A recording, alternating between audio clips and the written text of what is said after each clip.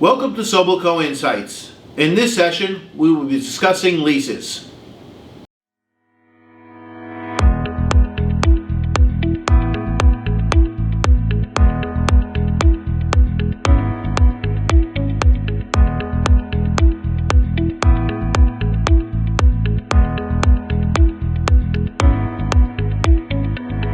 Hi, my name is Brad Muniz. I'm the partner in charge of assurance practice at SobelCo.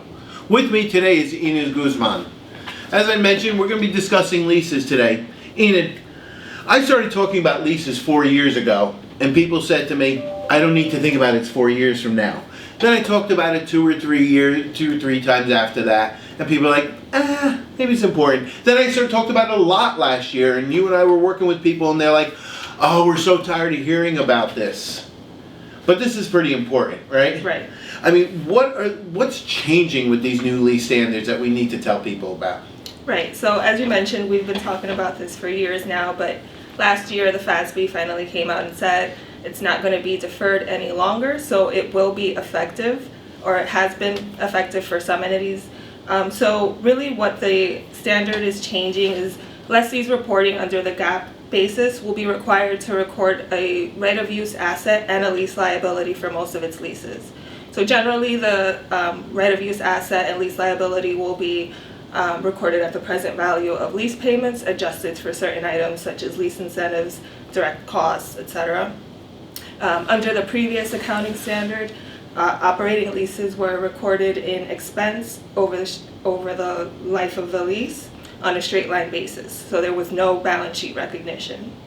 Capital leases were already recognized on the balance sheet, so the accounting there isn't changing much other than some terminology, so they'll now be referred to as finance leases on the balance sheets of lessees.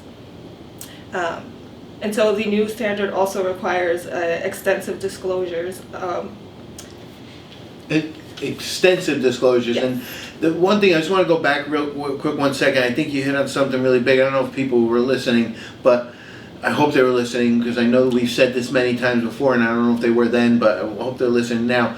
Is what you just said is, we always had a thing called a capital lease. Right. That where they had the assets and the liability on the book. Now that's called a finance lease, right? That's correct. And it's pretty much the same thing. It's pretty much the same thing. The accounting for those leases isn't going to change much, and lessor accounting isn't really changing either. Right. So really, lessees are really going to have the most impact in their financial statements, particularly around the operating leases. And that's what I was going to say. So the big change, amongst other changes, and especially disclosures, which we could probably spend 15 minutes just on one piece, the weighted average type of thing. So we don't have a tough time on that. But the big change, I think, is you're saying is operating leases, because now you're going to have an asset on the books, which was never there before, Right. and a liability on the books. That's correct.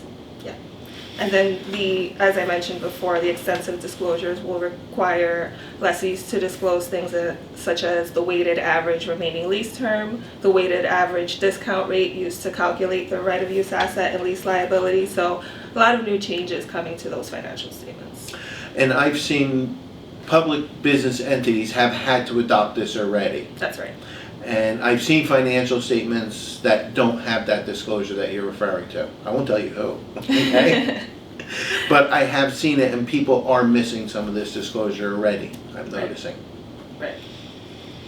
All right. So are there any particular types of leases that this does or does not apply to? I know you mentioned financing. It's going to take me forever to get away from capital to financing. Right.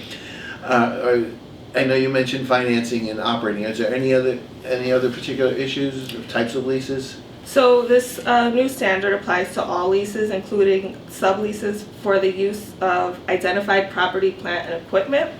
In other words, your building leases, real estate, vehicles, equipment leases, all of those would be affected. Lessees do have an option to elect to exclude short-term leases, which would be leases with total lease terms of 12 months or less, and that would include any renewal options that they're reasonably certain to exercise. So they may make the election to continue to account for those leases under the previous accounting standard. Okay, so it's 12 months or less. And I'm not joking about this. I've said to people, I think it's less than 12 months.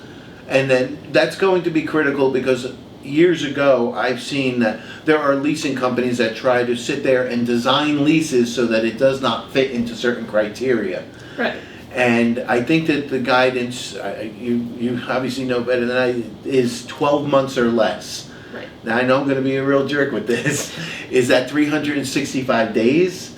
And I'm not expecting you to know, but you know that there's going to be somebody out there that's going to design a lease that's 364 days Right. type of thing.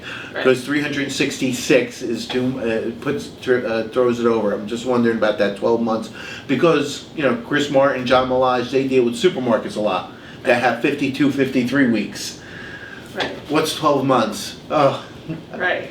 Yeah, I know there is a little, that is open to, I guess, interpretation, but I guess you'd also have to consider the renewal options, as I mentioned. If the lease includes options to renew and the entity is reasonably certain to exercise that option, that would go into your 12-month, calculation.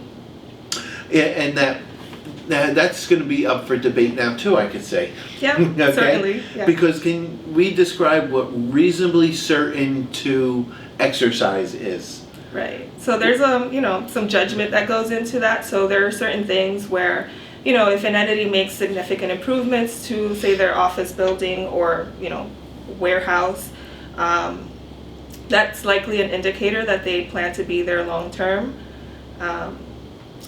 Also, their history, if they've been at that location for decades, it's likely that they'll continue to renew that lease, unless there's other indicators where that says to the contrary. Yeah, the one thing that I've seen in practice a lot, and then when you read the guidance, it says if they have favorable lease terms. Right.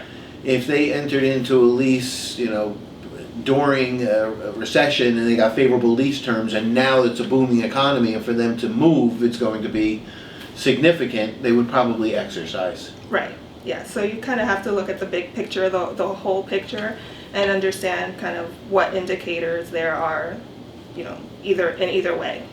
I think I saw one other thing too is the use of the asset, and the way I interpret it is, and tell me if I'm wrong with this, I had a client that had an office in Warren, New Jersey, a small office in Warren, New Jersey, but a factory in Arizona.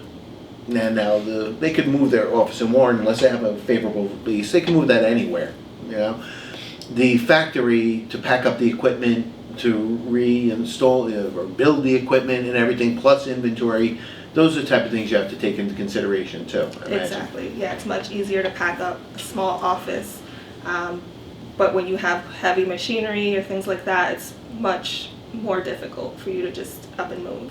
And you just use the word, and I just thought about it as you were saying, is that we keep talking about real estate, but this applies to any particular types of lease. Right. It could be, Right. And it could be equipment. Right, equipment, so things like copiers, postage meters, vehicles. As long as it's an identified asset, then that would be subject to the new lease standard. And I'm laughing because in the office we have people come up to us and say, I have a client leasing this, and of course Adam comes up with a quirky one that his client's leasing his storage tanks. Right. Big storage tanks, not 55-gallon drums. Right. And that would apply to too. I imagine you can identify a storage tank. Right. And then the other thing that's important is to consider embedded leases. So that would require reviewing your service agreements to identify any components that represent a lease of an identified asset. Okay. So I know we spent a lot of time on that question, but those are the type of weird things that come up. Hopefully this next one should be pretty quick. When does the standard become effective?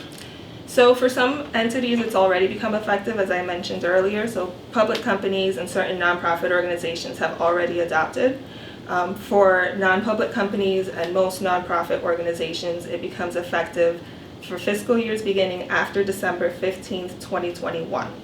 So if you're a calendar year basis entity, it's effective now. So your calendar year 2022. Right.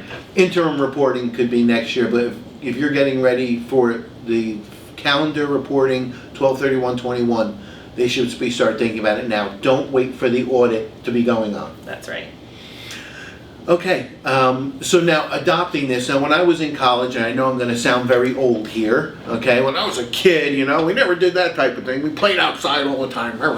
Anyway, when I was in college, everything that got adopted that was retrospective had to go back to the beginning of time, Right. pretty much. And that was, I was told, had to be done for comparability. Sounds to me like the AICPA has changed their mindset on this whole when you have to adopt something retrospectively. That's This right. is kind of confusing to me, to be honest with you. That's right, yeah. So the standard actually gives two options for adopting. So the first is a modified retrospective approach, which would require a cumulative effect adjustment to retained earnings on the first day of the earliest period presented. So if you have comparative financial statements, it would apply to 1/1 of the earliest period presented. Under the second option, the entity would recognize the cumulative effect adjustment to retained earnings on the first day of the year of adoption. Right. Okay. So if you have comparative financial statements in the year of adoption and you choose that second option, then that means that you would be reporting under the new lease guidance for the year of adoption, and in the prior periods presented, it would be under the old lease guidance. So, I mean, the difficulty now is what's the lesser of two evils, I guess? Do I go spend the time to try and adopt if I have comparative 2 years, 21 and 22? Right. Do I go and restate the beginning of 21, restate the 21 financials, and then flow it into 22? And people are saying, no, Brad, stop. I'm just going to do beginning of 22 and roll it in, but my disclosures potentially have to have the old lease disclosures. So what's the lesser of two evils? I mean, that really is up to management. So as you mentioned, if you go with the second option where you'd be adopting effective 1/1 of the year of adoption, then you would, like you said, have different set of disclosures for both of the years. So the new lease accounting standard requires more disclosure. It'll have a right of use asset and lease liability on the balance sheet where you might not have those things in the prior period that's presented. Alternatively, if it's acceptable to the users of the financial statements, the entity can choose to report single year financial statements in the year of adoption. That way they don't have to, go back to 1/1 of, say, 2021 and calculate the adjustment to retained earnings. Then you wouldn't have two different sets of disclosures, so it just makes for a little bit of a cleaner presentation if that's an option. Yeah, I mean, that's what I would recommend to most companies. I know that Bridget and Tara and you have some nonprofits that have to have comparative financial statements. Right. But when I do peer reviews, I see a lot of companies do not do comparative financials. I know in our broker-dealers we don't too. So it's something that probably the viewer should consider of not doing comparative financials. So the last question I have is, so I've been talking about it for 3 or 4 years, and I don't think anybody's done anything. Right. Should we just continue not doing anything, or they continue not doing anything? No. What should companies do to get organized to start preparing? Yeah, so this, as I mentioned, has already become effective, and if your calendar year ends, it will be effective for this, annual reporting period. So if you haven't already done so, entities should start identifying their leases, so gathering and reviewing their leases, including those embedded leases I mentioned earlier.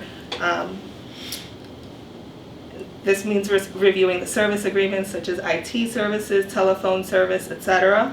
Review the terms of those leases, so look for things like renewal options, early termination options, and determine, the likelihood of exercising those items, because that will play into the calculation of the asset and the liability.